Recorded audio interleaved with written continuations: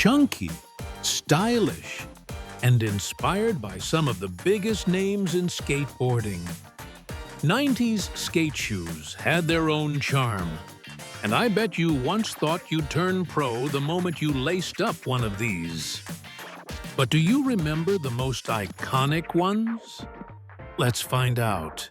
The Vans Half Cab was born in 1992 as a chopped-down version of the original Steve Caballero Pro model. Skaters had been cutting down the high-top version for better ankle movement, and Vans, in a brilliant move, made it official. The result? One of the most iconic skate shoes of the 90s, and to this day, a staple in skate culture. With its straightforward yet functional design, the Half Cab was made for serious street skating. It fit like a glove and took a beating like a champ. Skaters still swear by it, and it's more than just a shoe. It's a symbol of an entire generation of skateboarding. Ah, the Osiris D3. Even if you didn't know how to land a kickflip, wearing this beast of a shoe got you instant respect. Released in the late 90s, it looked more like a spaceship than a sneaker, packed with layers, straps, and enough padding to survive a fall off a roof. Sure, it was heavy. Sure, it was over the top. But that's what made it unforgettable. The D3 became a pop culture artifact, loved by many and questioned by others. Today, it's a love letter to an era where being bold was the whole point. If there was a popularity contest for 90s skate shoes, the DC Lynx would have won hands down. Launched in 1998, it took the skate world by storm, combining comfort, durability, and just the right amount of attitude. The reinforced toe cap was nearly indestructible, and the padded tongue was basically a built-in pillow. It wasn't just a skate shoe, it was part of your identity. And honestly, it still holds up today. The E.S. Costin one was the quiet kid in class who surprised everyone with perfect tricks during recess. Minimal in design but precise in performance, it was Eric Costin's first signature shoe, made for serious skating with a side of understated style. It didn't scream for attention but whispered pure confidence. Wearing a pair gave off a vibe. You knew what you were doing. Finding an original pair today feels like discovering a lost classic album at a flea market. The Airwalk 1 was many people's first real skate shoe. In the 90s, it was everywhere.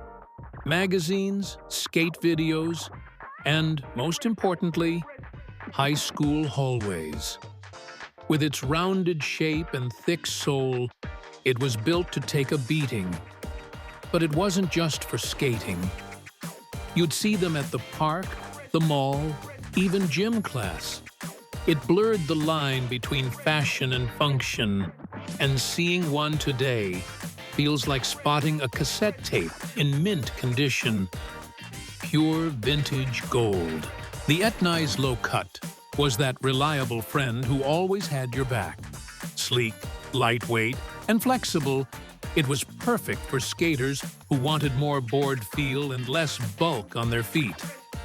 That E logo on the side became a quiet badge of honor.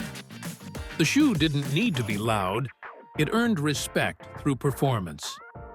A low-key legend of the era, no hype required. The Globe CT4 was known for taking a beating. With a chunky build and layer upon layer of material, it was made for skaters who went hard. The grip was solid, the structure was tough, and it looked like it meant business. It wasn't light, but it earned its fan base through sheer durability. If you skated hard stairs or rails in the late 90s, chances are you trusted a pair of CT4s to get you through it. The DVS Comanche was made for people who like to stomp their landings. With thick padding and a wide sole, It provided stability whether you were grinding ledges or bombing stair sets. And yes, the tongue was massive. While not always the beginner's first pick, it was a favorite among serious skaters. It lasted, it protected, and it had that no-nonsense look that said, "I'm here to skate, not to show off." Attitude had a name, and it was the Audio Bam V2. Created with Bam Margera, this shoe captured the raw, unfiltered energy of the late 90s. It was bold, rugged, and unapologetically different. More than just a piece of gear, it was a statement. Skaters who wore it weren't just skating. They were part of a movement. Today, it stands as a tribute to the wild side of skate culture. The Circa CM901 carried Chad Muska's name, and that was all it needed to turn heads.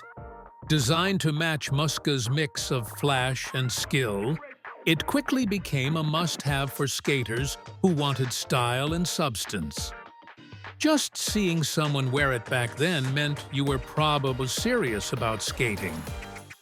Today, it's one of those shoes that instantly brings back memories of stair sets, boom boxes, and the golden days of street skating. Which of these shoes did you wear or dream of wearing? If you love this kind of nostalgia, don't miss our next video.